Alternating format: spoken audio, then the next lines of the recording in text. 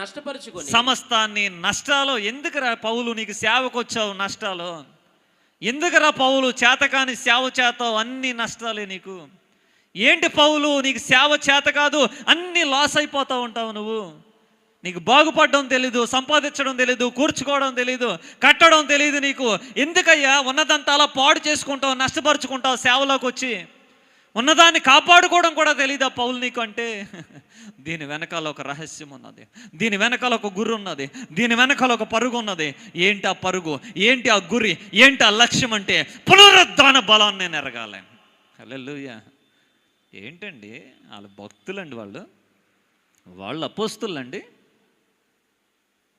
తీసుకొచ్చి బంగారాలు పెడితే మొత్తం అందరిని పిలిచి సమానంగా పంచేస్తారు అంతే. వాళ్ళ ఏంటది తీసుకొచ్చి వెండి బంగారాలు